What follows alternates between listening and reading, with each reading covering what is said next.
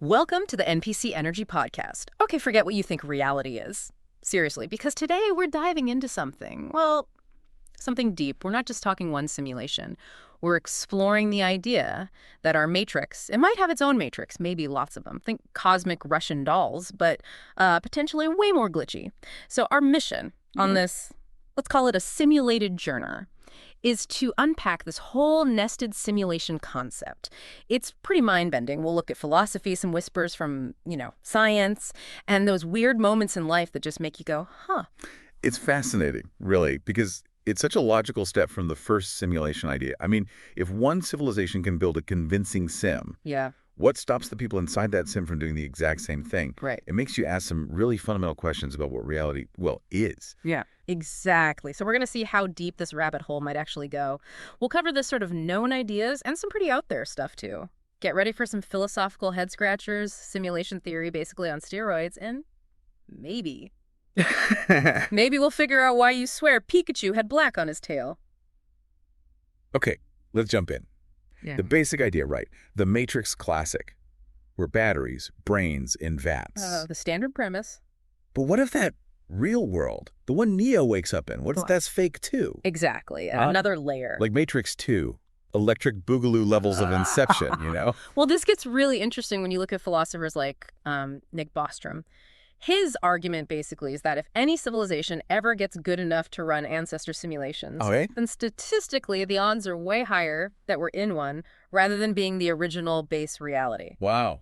And then the really unsettling part, the simulated folks, they probably wouldn't even know. They'd think their reality is completely real. So it's not just are we in a simulation, but could there be layers, like Yep. endless layers? Potentially, yes. Our simulation makes one, that one makes another. An infinite loop of virtual worlds. Precisely. And if that's the case, well, what does real even mean anymore? If there's no bottom layer, no base reality, Yeah, the whole concept just kind of unravels. it loses its traditional meaning, certainly within our framework. Okay, but this isn't just late night dorm room talk, right? I mean, some scientists are actually trying to look for clues. Oh, definitely. People are thinking about how you might detect it. Physicist Zore Davudi, for instance, she's suggested that the actual laws of physics in a simulation might not be perfectly smooth. Like glitches. Sort of. Maybe tiny inconsistencies in things we think are constant, like the speed of light, or particle behavior that looks a bit, well, pixelated if you scale it up enough. Pixelated physics. These could be, telltale signs, artifacts of the simulations code. And then you mentioned Ron Mallett at Harvard, the time travel researcher. Right. So imagine this. What if each simulation layer runs on slightly different physics, maybe slightly different rules? Okay, like different operating systems. Kind of. Yeah. And could the glitches we sometimes notice be bleed through, interference from the layer above? Like our gravity software is version 1.0, but the reality above us is running 2.0. That's the kind of speculative idea it opens up, yes. Subtle differences causing ripples. Which brings us to the Mandela effect. We all know that one, right? Shared false memories, weird stuff. The Berenstain Bears spelling Nelson Mandela's death date. Yeah. But what if these aren't just random brain farts? What if they're stacking? Well, the thinking here within this nested idea is that a change made in a higher simulation Okay. could sort of cascade down, ripple through the layer. And change memories in multiple realities, including ours. Exactly, like loading a slightly corrupted save file over an old one. The data shifts a bit. So the Fruit of the Loom logo, maybe the cornucopia did exist in a previous version of this layer or the layer above, and the change propagated down, but the old memory trace lingers for some. It's one way to conceptualize it. Could these be like notes in the code? Debugging attempts from the programmers? It certainly makes you pause and think about how reliable your own memories actually are, doesn't it? Totally. If shared reality can shift like that, what does that mean for our understanding of the past? Yeah, it's unsettling. Okay, let's talk about people.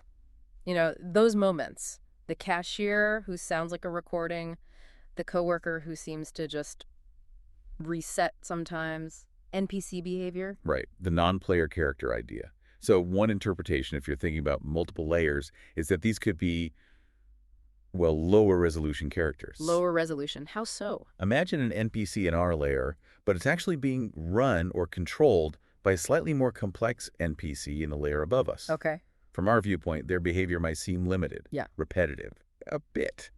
glitchy. So they're not bugs in our matrix necessarily. They could be the background processes of a deeper simulation running its own NPCs through ours. It's a possible interpretation, yes. Yeah. The simulation above is trying to render its characters within our simulation's constraints. And that feeling, Yeah. like when you're the only one noticing something weird, then maybe that's a sign. Perhaps. Maybe it's your own code or awareness, recognizing inefficiency or lag in the overall system. Higher tier code noticing lower tier lag. Mind blown. Okay, but there's another angle, right? A less glamorous one. Yes. The trash sim theory. Right. Brace yourselves, folks. What Yeah. if? What if we're not the main event? What if our reality is just like the cosmic equivalent of a beta test or an old backup?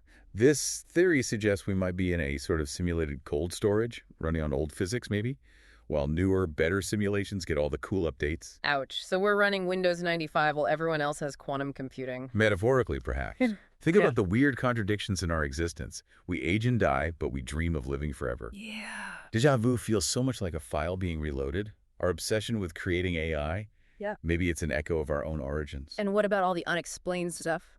Bigfoot, UFOs, those weird figures you see in ancient art everywhere. Could we be the legacy build?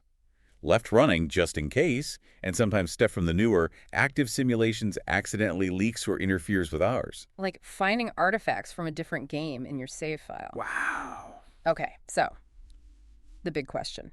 If we are in a simulation inside another simulation, can we get out? Is there an escape hatch? A red pill for the red pill? Realistically, probably not easily. I mean, without some kind of built-in admin access or finding a massive exploit in the code, escape seems unlikely. So we're stuck. Well, Yeah. maybe the act of asking is important. The act of observing, noticing the glitches, questioning reality. Maybe that itself has some significance we don't understand yet. So what can you, the listener, do if you're curious? Well, you could start consciously looking for glitches. Keep a log of weird coincidences, odd occurrences. Glitch watching. Glitch watching, I like it. What else? Maybe try breaking your routines deliberately. See if you can. Confuse the simulation.